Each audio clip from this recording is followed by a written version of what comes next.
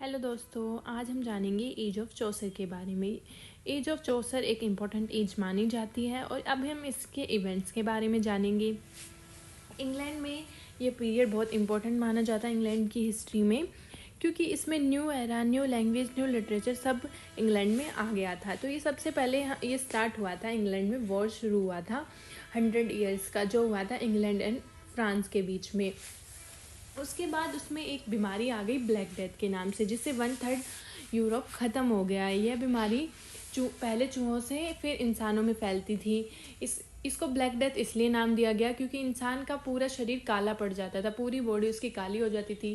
पहले जोड़ों में दर्द होता था, फिर बुखार होता था, फिर उसकी पूरी बॉडी काली पड़ जाती थी, जिससे इसका नाम ब्लैक डेथ माना गया।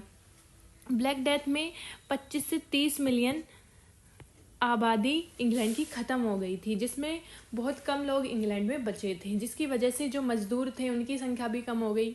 तो वो अब ज़्यादा पैसे लेके काम करने लगे, जिनसे उनकी वैल्यू इंग्लैंड में बढ़ने लगी। और उसके बाद मतलब इतनी ये बीमारी फैल गई थी, इतने लोग मरने लगे थे कि उनको दफनाने के लिए भी जगह नहीं बची थी। और इंग्लैंड में बहुत कम लोग बचे थे, तो जो वहाँ की ज़मीनें बची थी वो कम लोगों में बट गई, जिससे वो ज़्यादा रिच हो गए। पर इसकी आर्थिक स्थिति बहुत ही बेकार हो गई थी, क्योंकि मार्केट पूरी बंद हो गई थी, ख़राब हो गई थी, क्योंकि लोग मर रहे थे। तो इसके बाद में कुछ अच्छे परिणाम भी देखने को मिले, जैसे लोगों ने पढ़ना स्टार्ट किया, क्योंकि कम लोग थे, वो पढ़ते थे, फिर वो कुछ लिखते थे, जिससे लिटरेचर में भी डेवलपमेंट हुआ। उसके बाद चर्च के भी बहुत सारे प्राइस्ट मर गए थे, ज़्यादा से ज़्यादा 50% प्राइस्ट मर ही गए थे। तो जो कॉमन लोग थे उन्होंने प्राइस्ट बनना शुरू किया। तो उन्होंने पहले पढ़ना शुरू किया, क्योंकि तब जब उनको नॉलेज होगी तभी तो वो प्राइस्ट बन पाएंगे। तो इससे पढ़ने लिखने का चलन भी इंग्लैंड में और यूरोप में शुरू हो गया। फिर उसके बाद होता है कि चर्च में करप्शन आ जाता है। लोग बस पैसे के लिए पागल हो जाते हैं, सही गलत कुछ नहीं देखते, उसके प्राइस्ट भी कुछ नहीं देखते। तो चर्च पूरी तरह करप्ट हो चुका है। उसके बाद पीजेंट रिवोल्ट करते हैं, और इसके जो लीडर होते हैं वो होते हैं वेट टाइलर। इन्होंने पीजेंट के साथ मिलके उनका साथ दिया था। तो इस तरह से इसके कुछ इम्पोर्टेंट इवेंट्स हैं। जॉफ्री चौसर के बारे में, इनको फादर ऑफ इंग्लिश लिटरेचर भी कहा जाता है, और इसके साथ साथ इनको फादर ऑफ इंग्लिश पोइट्री भी कहा जाता है, क्योंकि ये बहुत बड़े पोइट थे और ये बहुत ही ज़्यादा टैलेंटेड थे। इनको ग्रेटेस्ट लिटरेरी फिगर के नाम से भी जाना जाता है। ये एक स्कॉलर, ट्रैवलर और बिजनेसमैन भी थे, क्योंकि ये बहुत ही ज़्यादा टैलेंटेड थे। इन्होंने इस एज को बहुत ज़्यादा रिफ्लेक्ट किया था अपने टैलेंट से ही, और इनको मरने के बाद पोइट्स कॉर्नर में दफनाया गया था। ये ऐसे पहले पोइट थे जहाँ इनको दफनाया गया था, जिसको पोइट्स कॉर्नर में दफनाया गया था। He live through 3 Kings. तो वो 3 किंग्स थे, एडवर्ड III, रिचर्ड II और हेनरी IV। इन तीनों किंग्स के राज्य में इन्होंने काम किया, इनके बारे में लिखा, इनके ऊपर बहुत सारी पोइट्री लिखी। ये कभी भी कॉमन लोगों के बारे में नहीं लिखा करते थे, हमेशा किंग्स के बारे में ही लिखा किया करते थे। तो इस तरह से इन्होंने लिखा। इन्होंने अपनी एज की किसी भी कॉमन चीज़ के बारे में नहीं लिखा, इन्होंने हमेशा इम्पोर्टेंट चीज़ों के बारे में लिखा, किंग्स के बारे में लिखा, जहाँ वो घूमा करते थे उस एरिया के बारे में लिखा। इस तरह से इन्होंने अपनी पोइट्री लिखी। उसके बाद हम जानेंगे कि इन्होंने किन 3 पीरियड्स में पोइट्री लिखी। तो पहली थी the French period, second the Italian period और थर्ड द इंग्लिश पीरियड। इन 3 पीरियड्स में इन्होंने अपनी पोइट्री लिखी। और ये बहुत ही ज़्यादा ट्रैवल करते थे। इन्होंने फ्रांस, स्पेन, इटली बहुत जगह ट्रैवल किया हुआ था। इन्होंने सबसे ज़्यादा अगर कुछ सीखा है तो फ्रेंच से ही सीखा है। मतलब ये उससे बहुत ज़्यादा प्रभावित हुए थे। इन्होंने बहुत सारी पोइट्री लिखी थी। इन्होंने फ्रेंच जाके ही पोइटिक ट्रेडिशन एंड कोर्ट के कल्चर के बारे में जाना था। अब हम जानेंगे इनके इन 3 पीरियड्स के बारे में कि इन्होंने कौन कौन सी पोइट्री इन पीरियड्स में लिखी। अब हम जानेंगे उनकी दी फ्रेंच पीरियड के बारे में। ये इनका बहुत इम्पोर्टेंट पीरियड है और ये इनका फर्स्ट पीरियड है, क्योंकि फ्रांस से बहुत ज़्यादा प्रभावित हुए थे और उन्होंने फ्रांस का सबसे ज़्यादा ट्रैवल किया हुआ था। उन्होंने वहाँ से पोइटिक ट्रेडिशन और कोर्ट कल्चर के बारे में सीखा था। जो उनकी सबसे पहली पोएम थी वो थी रोमेंट ऑफ द रोज, जो इन्होंने एक फ्रेंच पोएम से ट्रांसलेट करके लिखी थी। तो ये पोएम जो है ये है एलिगरिक पोएम और एलिगरिक ड्रीम पोएम, ड्रीम एलिगरी भी मानी जाती है। इसमें रोज़ का सिंबल दिया गया है, रोज़ का सिंबल और गॉड ऑफ लव के बारे में बताया गया है।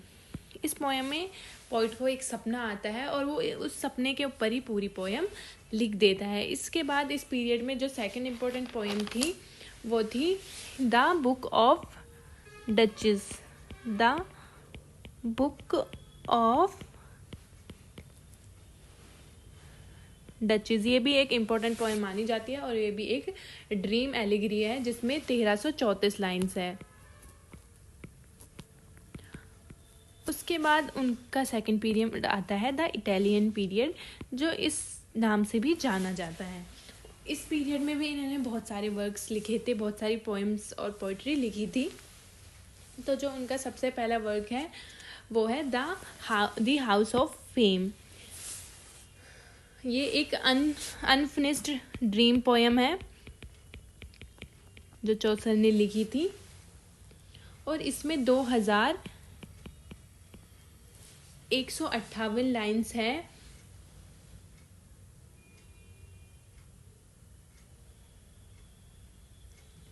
ये भी एक ड्रीम एलिगरी है। इसमें भी गॉड के बारे में बताया गया है कि पोइट सोने के बाद अपने ड्रीम में क्या विज़न देखता है। वो मतलब सोने के बाद वो अपने आप को एक टेम्पल में देखता है। ये सब इस पोएम में बताया गया है। ये भी हम जानेंगे उनकी नेक्स्ट पोएम के बारे में, द ट्रोइल्स एंड क्रेसिडा।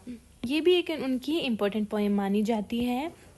ये भी अनफिनिश्ड पोएम है बाय जॉफ्री चौसर और ये भी एक ड्रीम एलिगरी है। इसमें पोइट एक ड्रीम देखता है और ये एक ट्रेजिक पोएम भी मानी जाती है।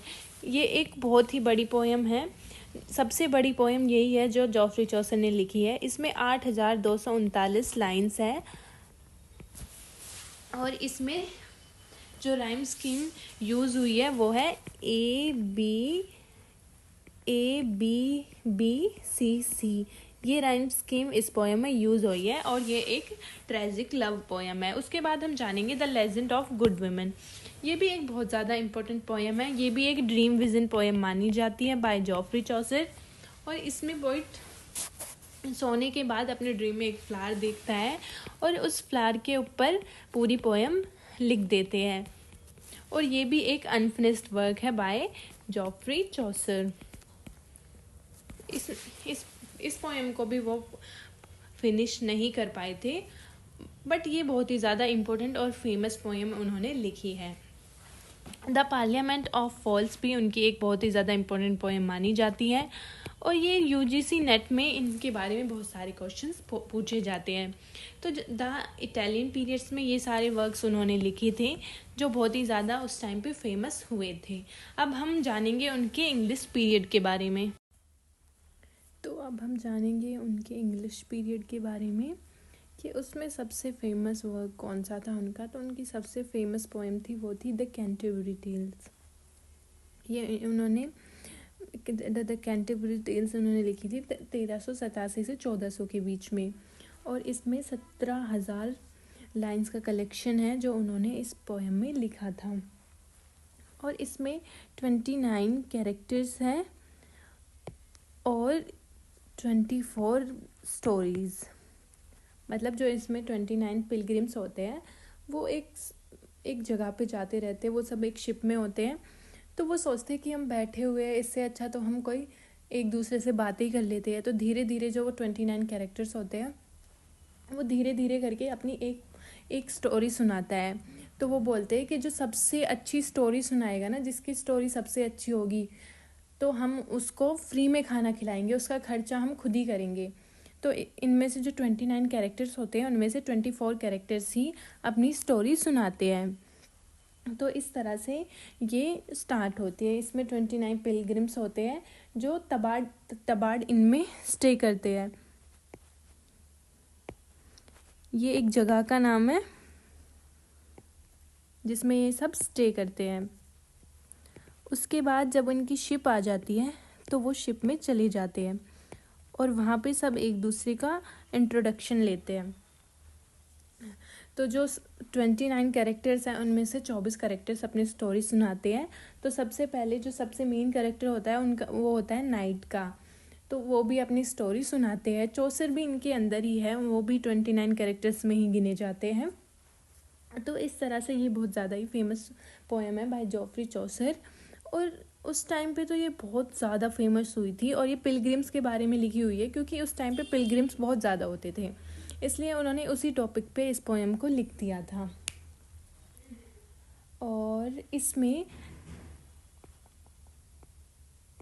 अप्रैल का डिस्क्रिप्शन दिया हुआ है, अप्रैल मंथ का, कि अप्रैल मंथ में क्या क्या होता है, क्या क्या चीज़ें होते हैं, इन्वायरमेंट कैसा होता है। और जो ये 29 कैरेक्टर्स में से जो 24 कैरेक्टर्स ने अपनी स्टोरी सुनाई थी उनमें से जो इम्पोर्टेंट स्टोरीज़ है वो है स्टोरी या टेल, वो है नाइट की, मिलर की और रीव एंड वाइफ ऑफ बाथ। ये भी बहुत इम्पोर्टेंट कैरेक्टर है इसका। इसमें से सिंगल क्वेश्चंस भी आ जाते हैं कि इनका कैरेक्टर स्केच लिखो। अगर आप लोगों को इस पूरी पोएम के ऊपर एक अलग से वीडियो बनानी है तो आप मुझे कमेंट करके बता सकते हो। और इस तरह से लास्ट जो इम्पोर्टेंट स्टोरी है वो है इनकी।